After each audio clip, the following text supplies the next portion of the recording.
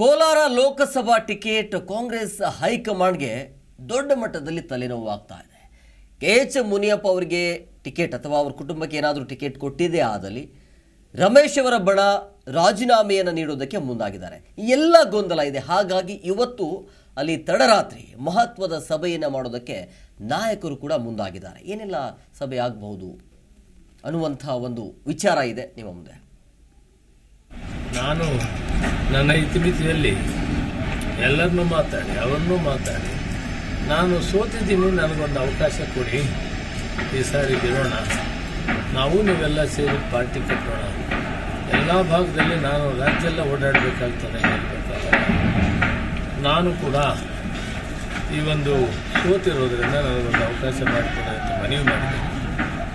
ಆಗ ಅಲ್ಟಿಮೇಟ್ ಆಗಿ ಹೈಕಮಾಂಡ್ ತೀರ್ಮಾನಕ್ಕೆ ಬಿಟ್ಟಿದ್ವಿ. ಅವರು ಹೇಳಿದ್ರು, ನಾವು ಹೇಳಿದ್ವಿ. ಅದು ಮುಖ್ಯಮಂತ್ರಿಗಳು ಮತ್ತು ಅಧ್ಯಕ್ಷರ ಸಮ್ಮುಖದಲ್ಲಿ ನಡೆದಿರುವಂಥದ್ದು.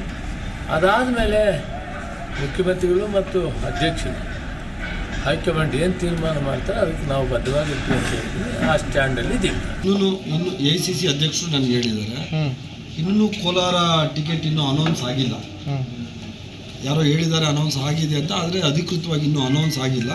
ಅದರಿಂದ AICC ಅಧ್ಯಕ್ಷರು ಮತ್ತು ಮುಖ್ಯಮಂತ್ರಿ ಉಪಮುಖ್ಯಮಂತ್ರಿಗಳು ಹೇಳಿದ್ದಾರೆ, ಜನರಲ್ ಸೆಕ್ರೆಟರಿ ಆಫ್ AICC ಹೇಳಿದ್ದಾರೆ, ನಾವು ಇವರ ಸಮ್ಮುಖದಲ್ಲಿ ಕೂತ್ಕೊಂಡು ಟಿಕೆಟ್ ಕೊಡುವಂಥ ಕೆಲಸ ಮಾಡ್ತೀವಿ ಅಂತ ಹೇಳಿದ್ದಾರೆ. ಅದರಿಂದ ಇವತ್ತು ಇನ್ನೂ ಡಿಸೈಡ್ ಆಗಿಲ್ಲ, ಇನ್ನು ನಾಳೆ ಅಥವಾ ನಾಡಿದ್ದು ಅನೌನ್ಸ್ ಆಗೋದು. ಸೊ ಸಮಾಧಾನ ಆಗೋ ರೀತಿಯಲ್ಲಿ ಸರ್ ನಿಮ್ಮ ಇರೋದು ನಿಜ. ಯಾಕಂತಂದ್ರೆ ಇನ್ನೂ ಕ್ಯಾಂಡಿಡೇಟ್ ಅನೌನ್ಸ್ ಆಗಿಲ್ಲ. ಅಸಮಾಧಾನ ಅಂತೂ ಇದೆ, ಅನೌನ್ಸ್ ಆಗ್ಬಿಡ್ತದೆ ಅಂತ ಅವರು ಭಯದಲ್ಲಿದ್ದಾರೆ. ಕೋಲಾರ ಜಿಲ್ಲೆಯಲ್ಲಿ 1952ನೇ ಇಸ್ವಿಯಿಂದ ಇಲ್ಲಿವರೆಗೂ ಕೂಡ ಕಾಂಗ್ರೆಸ್ ಪಕ್ಷದಲ್ಲಿ ಬಲಗೈ ಸಂವಿಧಾನಕ್ಕೆ ಪ್ರಾತಿನಿಧ್ಯವನ್ನು ನೀಡಿಲ್ಲ. ಹಾಗಾಗಿ ಈ ಬಾರಿ ಬಲಗೈ ಸಮುದಾಯದ ಅಭ್ಯರ್ಥಿಗೆ ಪ್ರಾತಿನಿಧ್ಯವನ್ನು ಕೊಡಬೇಕು ಅಂತೇಳಿ ನಾನು ಒತ್ತಾಯವನ್ನು ಮಾಡ್ತೇನೆ. ಜಿ ಕನ್ನಡ ನ್ಯೂಸ್ ಈಗ ನಿಮ್ಮ ಮನೆಯಲ್ಲೇ ನೋಡಿ. ಎಲ್ಲ ಕೇಬಲ್ಗಳಲ್ಲಿ ಈಗ ಲಭ್ಯ.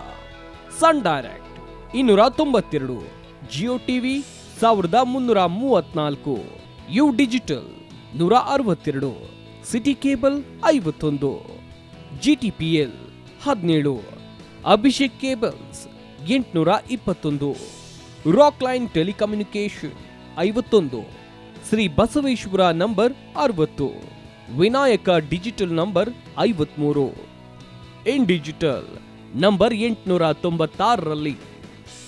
ನಿಮ್ಮಿಸ್ತದ ಜಿ ಕನ್ನಡ ನ್ಯೂಸ್ ನೋಡಿ ಆನಂದಿಸಿ.